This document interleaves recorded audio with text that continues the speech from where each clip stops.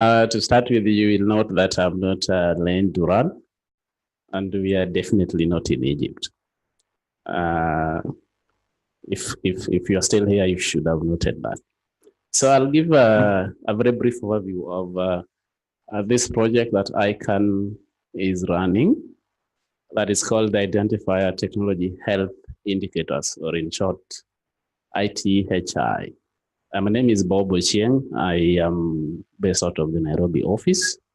So you are welcome to visit us. ICANN today has got an office for Africa in Nairobi. Okay, so this project is basically a follow-up on part of what the ICANN strategic plan intends to achieve. And strategic plan number 2.1 is to foster and coordinate a healthy, secure, and stable resilient internet ecosystem. The word healthy there is in red intentionally, and that is precisely the purpose of this project. How do you achieve a healthy identifier ecosystem? Why should you be interested, particularly this audience? It's an initiative to measure the health of these identifiers that ICANN coordinates, which all of us are consumers of. And the goal is to actually produce indicators that can be, compared and tracked over time to actually evaluate their performance in terms of are they improving or getting worse, or what kind of improvements needs to be done. How does it work? So first of all, it's technically focused, and it starts with identifying the problem itself. And then what kinds of metrics could we use to measure that particular problem? And then the measurement itself. And hopefully that process can then be automated. Now, I think somebody asked about privacy issues. You'll note that in this particular project, we actually don't collect your data directly. You collect it by yourself and send us an extracted copy that does not include personally identifiable information. And we use open tools. So anybody can actually take the tool, install, and run it. So precisely this is how the process looks like. We have various data sources from which we collect the information. And that processed data is sent for analysis in the ITHI project. And then we publish the data. So over time, we went through a process to identify the actual metrics and data sources that we could actually use to measure those metrics. So today we have 7 metrics named M1 to M7. Maybe of focus for this group is M3, M4, and M6. So DNS route traffic analysis, DNS recursive server analysis, and IANA registries for DNS parameters. On the right side is some of the sources we use today, and probably indicates where you come in, because we're actually here to seek your help on the same. If you look at the sources, part of them actually is targeting, like M2 is for registries, but because we have more operators in the room, so I skip that, even though I'm sure that the whole deck will be uploaded on the website. So I'll just talk directly to the DNS operation. And this is how the collection is done. So like I said, either we do it at the root server, at the authoritative server level, or the recursive server level, okay? And I think ISPs and network operators are either at M4, mostly, and we would want So this is how the tool works.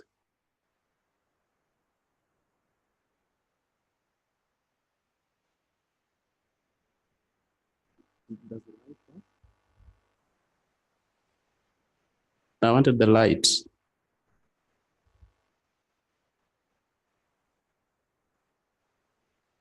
Okay, great. So we are still here. Thank you. Okay, so this is how the tool works. At the data source, what you have is, this is where the monitoring tool is installed. And like I said, there are a number of open source tools that you can actually download for yourself if you don't trust ours, and install. And then capture the data. So we are looking at a minimum of, we look at a minimum of 1 million queries at any random time in the day. Now, depending on the size of your network, this could take maybe 1 minute or less or more, okay? And then once that is captured, then it is extracted using the tool. And it is that extraction that is actually pushed into a folder for analysis. Now, once you have extracted the data, and then the tool now does a summary on it from ICANN side. So ICANN does not access your data directly. You install the tool, extract the information yourself, and send us an extract of the same. And that is what we do analysis on. So that data can then be summarized using different metrics to show particular trends that we're trying to measure. For example, this was an analysis on an instance on the B route. And for example, if you look at the overhead in the route traffic, today it shows that a very good percentage, maybe 40-something%, is traffic that is not TTL compliant. And a very large percentage, over 60%, is traffic for TLDs, for example, that do not exist, that is coming to the route. And you see that what is compliant is quite small, okay? So this is the percentage of really what should have come in terms of queries. Now, this is why we need your help. As I said, for us to collect this data, we need you to download the tool and actually run it from your servers. And if you want to sign up, please, you are very much welcome. And we'd like as many operators as possible to sign up. Thank you very much. Question?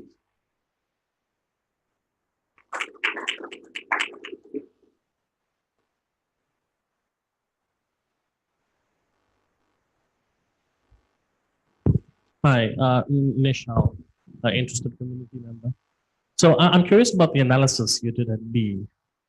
If you can go back to that slide, please. You said, I mean, most of the requests you get were NX domain. Why is that a surprise? Maybe I'm misunderstanding. I misunderstood what you said. You mean this? Yeah. Why is that a surprise? This is. I mean, you guys created the mess that we're in right now, where you've got .coffee, .sexy, .whatever. So people are just typing in shit. So why is this a surprise? Well, it's not a surprise, but without measuring it, without really being able to, scientifically tell that this is the level of the problem that we are looking at, then I believe that is even a greater problem. Now, the idea here is to identify those particular exact problems, and from that, and actually, the result here is for your interpretation. We give the measurement and show the result, but what happens or how to address the problem is now, the community to guide. I'm not sure I understand your answer, but that's probably me and the whiskey. I am, however, interested in the study. So the analysis that you've done, is it available online? Yes, This particular so for a detailed analysis of each and every metric, if you visit, so we have a detailed microsite on this, ithi dot, I can. not I can, but it's ithi. I'll give you the exact website. You can log in and even sign up. So you'll be able to see a detailed analysis in terms of every. Sorry. What I'm interested in is the analysis of the data that BRoot sent to you. I'm not running BRoot. So you only access. So I'd like to know what analysis you did. Like this is one slide, right? I'd like to see a deeper analysis of the queries that you analyzed and what else you got out of it. Is that available to the general public? It's only available to those participating sources. So if you join, then you have an account, and then you can now see the actual analysis of your data that you've supplied, plus the others. Okay, thank you. So you sign up first, and then you can access the analysis.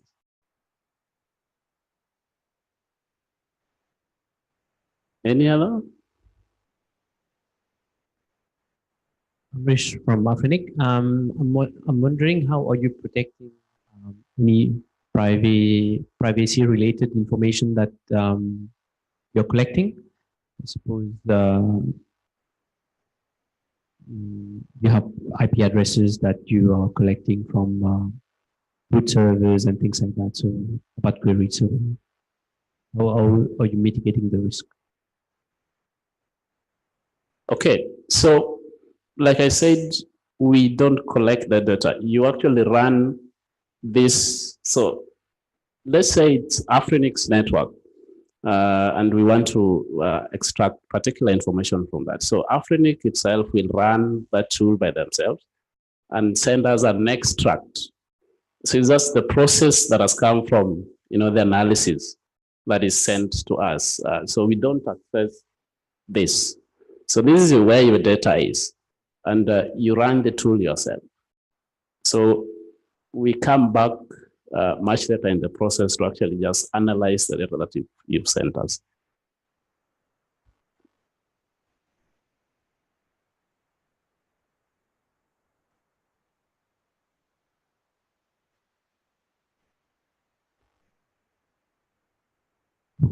Oops. Watson, Safnak volunteer. Bob, your tool, does it talk back home? Back home to the mothership? Well, so maybe I either didn't. Let me try to. No, all these parts I did see. You capture, run your tool, summarize, throw into a network share, give you. Yeah. But when you're analyzing, does your tool talk back home? I'm not sure I'm not sure I understand. It's linking up with what Amrish was asking, that how do we protect the privacy of information that we want to give you?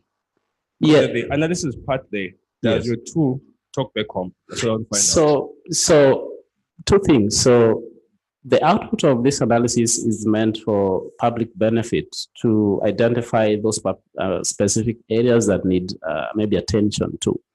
Now, the information that has been supplied and that is supposed to be available to the public is deemed to be information that can be revealed to the public because it doesn't identify the sources. It's completely anonymizes the sources. And that is why the tool itself is an open source tool that you can actually look at the source code itself and confirm and be assured that you are fine to run it in your system before you actually even run it. But what you send to the project for analysis is information that is deemed to be able to be accessible to the public. So in terms of talking back home, if I understand you correctly, is whether, the extract itself is can be able to be accessed by ICANN eventually. Well, the analysis of what you send us is analyzed by ICANN. So up to that, I mean, in that sense, I believe we see it, but it is public information that you've already sent us that doesn't include whatever confidential details that you would be keen on from the source level. Okay, cool. All right, let me reintroduce myself. Hi, Watson Kamanga, the CCOM IT manager. So we do have a responsibility as an operator to be very careful with what our customers' data, how it's being processed when it's passing through our network and how we expose it to third parties. That's the reason why I'm asking that kind of question. So if a tool doesn't talk back home, then maybe. But if it does talk back home, then that's a serious breach with our SLAs, with our customers. So you run the tool yourself.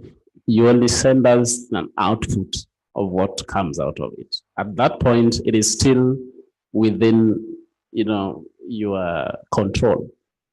And what you send to us is something that you have absolutely confirmed you are okay to send us. That is why ICANN does not interact with the source. That's cool. Thank you so much. Yeah. Hi, I'm Alan from Afrinic. Yeah, just to follow up to this talking back home thing. So on the diagram there, I see a capture file in the middle of the top row. Presumably that contains information that we would not want to be public. It's got IP addresses and who's asking what queries. And then in the middle of the next row, I see the summary. Presumably that is supposed to be public. And in between, there's this tool which processes the private data and makes a summary. So yeah, the concern that I've been hearing is it possible for the private information somehow to leak, to go back to ICANN or to go back to the root name server operators or to become public in some other way? And you're saying no, and we can audit that by looking at the source code. That's very good to know. Thank you. Thank you. And by the way, this is an account that whoever submitted, once you submit this, you submit it to, this is an account that you hold, that only you can access up to this level. Okay. So thank you very much. Feel free to get details on how you can connect and look at the online web tool and the microsite.